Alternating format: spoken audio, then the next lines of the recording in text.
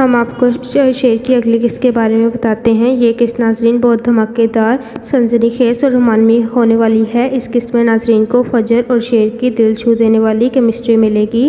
دیکھنے والی بات یہ ہے کہ شجاعت شیر کے بھاگنے پر اتنا خوش کیوں دکھائی دے رہا ہے، جبکہ اس نے تو ڈاکٹر فجر سے شیر کو مارنے کی بات کی تھی۔ دوسری طرف دونوں خاندانوں کے درمیان شیر کے گم ہو جانے کی خبر سے کھلبلی مچ جائے گی۔ دونوں خاندان ایک دوسرے پر الزام لگائیں گے کہ شیر ہسپتال سے کیسے غائب ہوا، جبکہ وہاں سیکیورٹی بھی بہت زیادہ تھی۔ یہ سارا کمال ڈاکٹر فجر کا ہے، جس نے ایک ایسا جال بچھایا کہ شیر کسی کو نظر نہیں آیا اور بحفاظت تہمینہ کے فارم ہاؤس میں شفٹ ہو گیا۔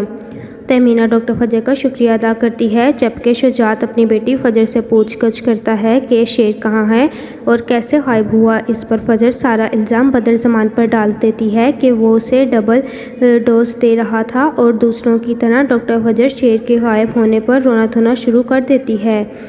ادھر شیر کی دماغی حالت قدرے بہتر ہوتی ہے، کیونکہ ڈاکٹر فجر نے اسے دوائیاں دینی بند کر دی تھیں۔ ادھر شیر ڈاکٹر فجر کی محبت میں گرفتار ہو جاتا ہے۔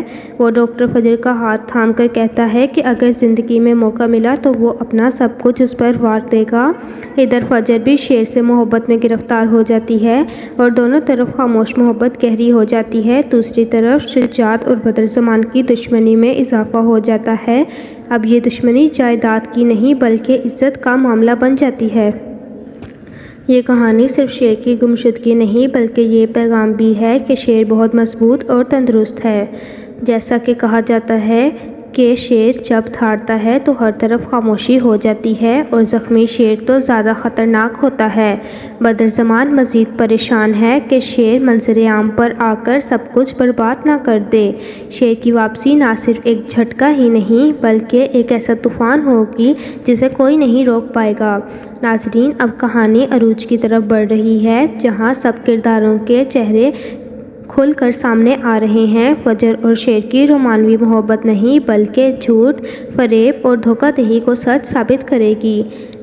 ناظرین، اب کہانی ایک ایسے موڑ پر آ گئی ہے جہاں ہر سین کے بعد دھماکہ ہے۔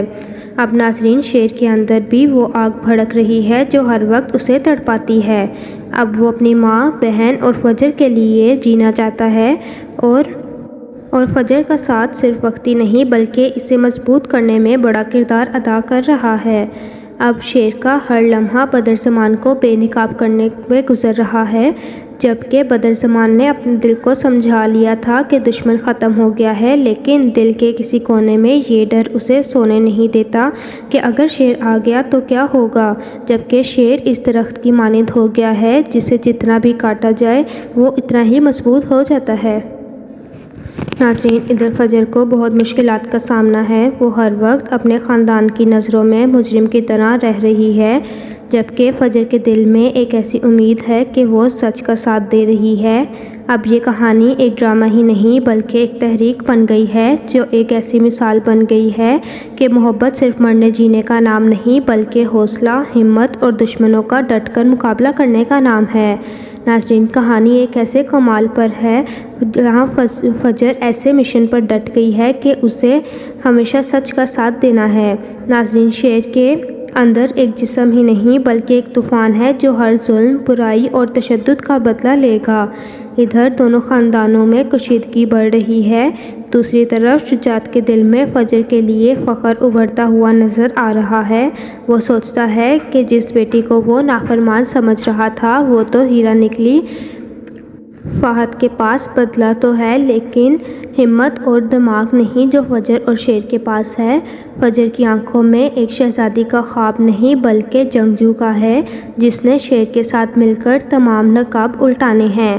اب دیکھنا یہ ہے کہ شیر اور فجر خاندان کی دشمنی کی بھینٹ چڑھتے ہیں یا دونوں ایک ہو جائیں گے۔ اس کے بارے میں آپ اپنی آراء سے آگاہ کریں۔ اگر آپ کو میرا تبصرہ اچھا لگا ہو تو چینل کو لائک، شیئر، سبسکرائب کر دیں۔ اللہ نگہبان۔